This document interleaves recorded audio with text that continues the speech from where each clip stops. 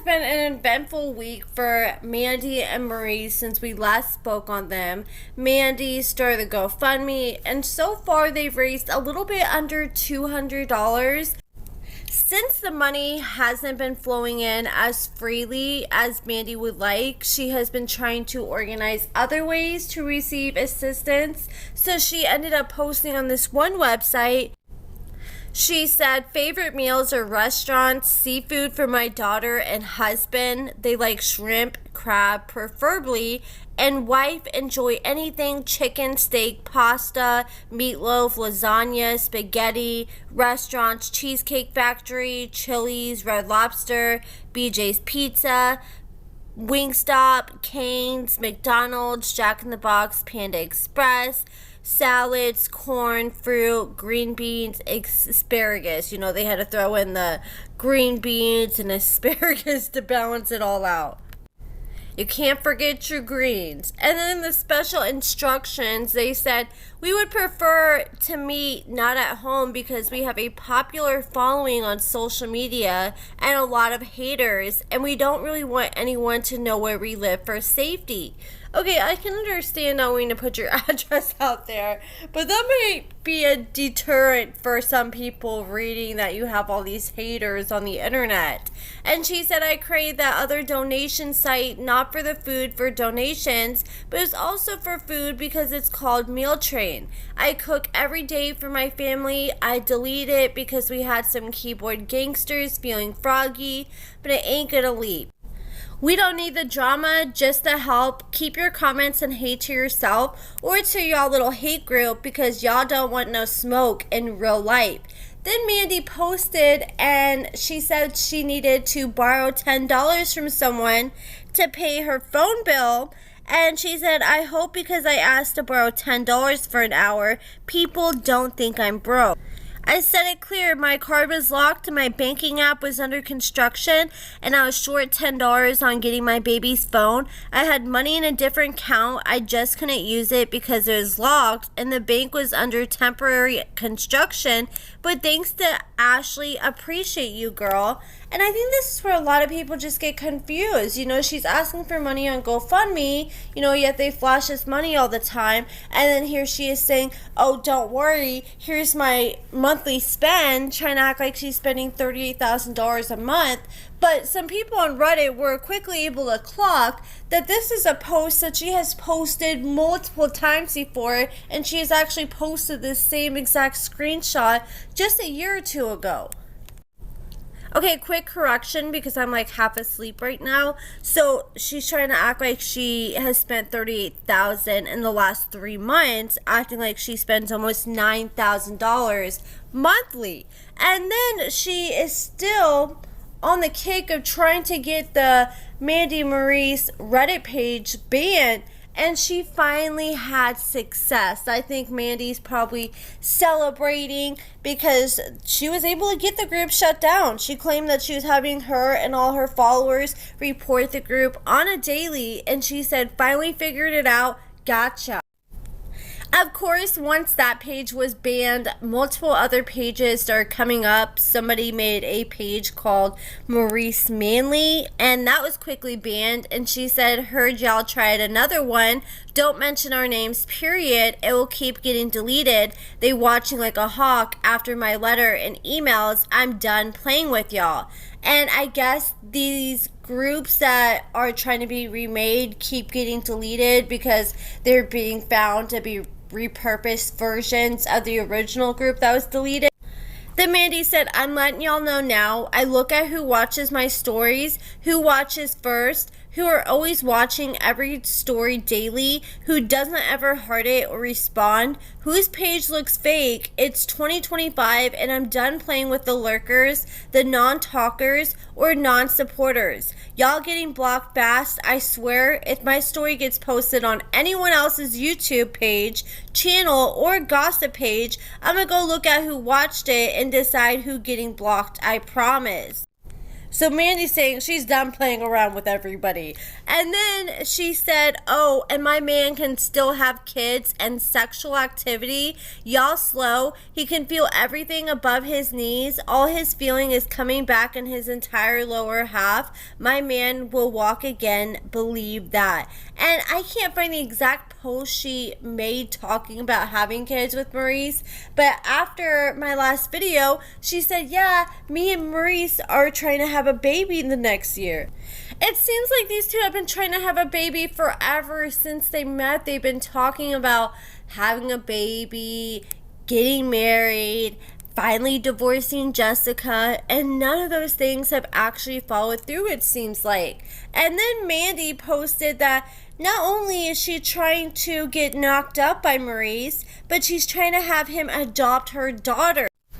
Mandy's daughter's father is currently locked up in prison, and Mandy shared this Google search that said, to serve adoption papers on a parent currently incarcerated in prison, you need to contact the prison facility directly and arrange for an official within the prison to serve the documents to the incarcerated parent. It's typically done by delivering the papers to the prison's designated individual responsible for legal documents. And it gives you steps on how to contact the prison and follow through with all those steps. And she said, court tomorrow with hubbies. He's officially adopting my baby girl.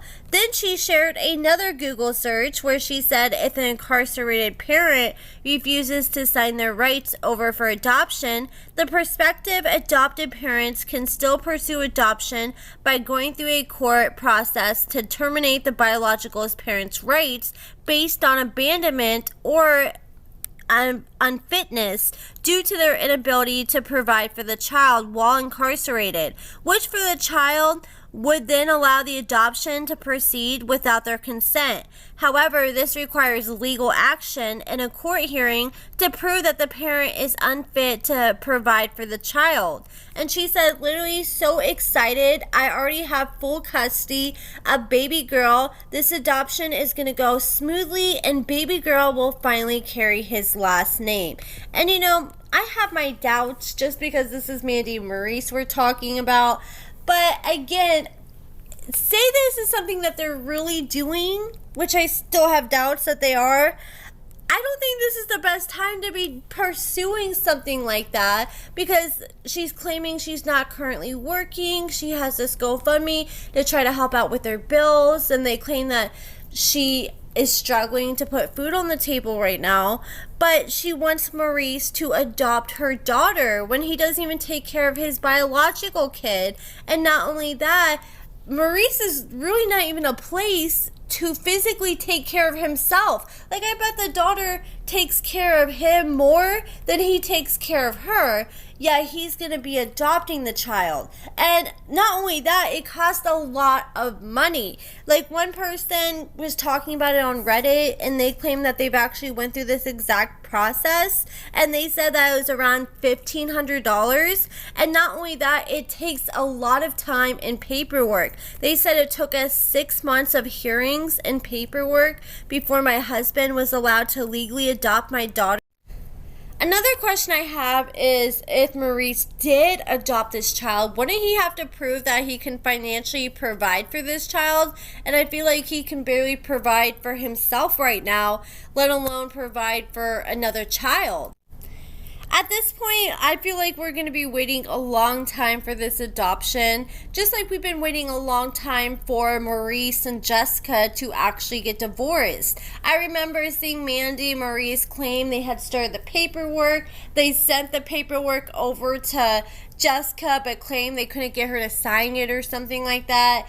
But I just think at the end of the day, the real reason neither one of them have actually filed for divorce, which there's no evidence that either one of them have, is because of finances. Because it costs money to file for divorce. And Jessica, last I knew, she was delivering groceries, living paycheck to paycheck, and Maurice isn't working right now. So I think the reality on why neither one of them have filed for divorce is because neither one of them want to cough up the money to start the whole process. And Mandy actually was accusing me of some crazy things earlier this week. I can't find the screenshot of the post that I took, but I'm sure a lot of you guys saw it. Mandy decided one night to post on her Instagram and accuse me of sending her some very inappropriate messages. I guess someone ended up messaging Mandy and sent her some voice memos, and I actually heard these voice memos because Mandy did end up sending them to me. I'm not sure she ended up posting them on her stories for everyone to see, but pretty much like this couple, it sounded like a couple, this girl and guy, sat there and left voice memos on Mandy's Instagram and was saying all kinds of terrible things. They were making fun of Maurice and his disability. They were calling him the R word. They were calling him the N word with the hard ER at the end. All things that I'm strictly against saying as a white person, and things that I call people out for. Originally, Mandy started claiming that it was Loco McHufferton on Instagram, which is a blogger that typically covers Heather, and they cover Mandy and Maurice from time to time. And she just full on went out and was like, everybody needs to go report Loco's page, and was encouraging all her followers to attempt to get this page shut down when she didn't even have 100% solid proof that it was even Loco to begin with. And then I guess she ended up messaging Loco, and I spoke with Loco about this, and she's like, hey, is this you? And Loco was like, no. And she actually went back and looked at some of Loco's videos, and Loco left her some voice memos, and she's like, you know what, I don't think this is you. And I don't know if she ended up deleting the post where she told people to report and try to get this girl's page deleted. I hope she did after she found out it wasn't her. But then after she was done with her, she moves on to me. She shared a message from someone where someone was like, oh my god, I think that sounds like According to Amber. And Mandy actually unblocked me just to message me and say, is this you?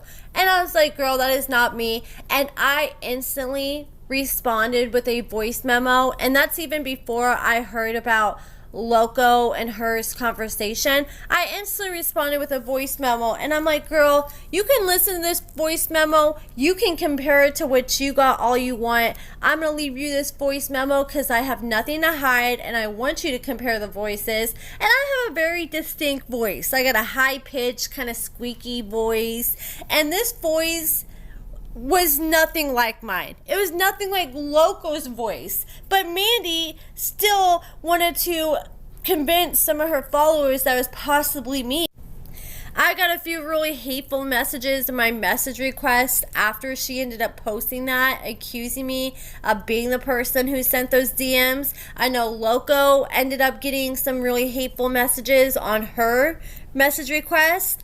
And after I spoke with Mandy, she's like, you know what, I don't think it's you. And I don't know if she ever updated that on her Instagram post, but she's like, you know what, I don't think it's you, but do you have any idea who it is? And I said, honestly, I have no idea. And the person even said in the message that I'm going to go back and laugh at your ass on Reddit. So it's obviously somebody from Reddit.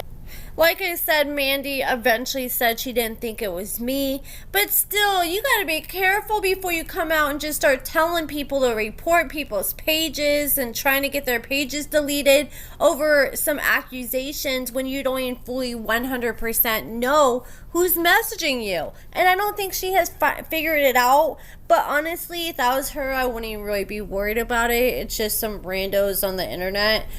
And I don't care how much you dislike Mandy and Maurice, the things those people were saying to Mandy were freaking disgusting. And I'm honestly still shocked that their page is up after saying things like that. And I just don't understand, like, the purpose to take things there. Like, I can understand, like, saying your opinion, having a little kiki and caca over things, or exposing people, but taking it to that level where you have to call people the N word and the R word and say things like making fun of his disability to be hurtful, I think that says more about the people who are sending the messages than it does Mandy and Maurice themselves.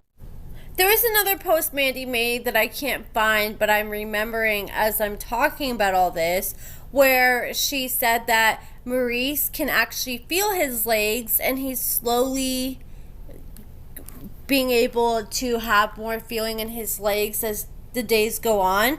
And she said that he's building his strength back up, and she's really convinced that he's eventually going to be able to walk again.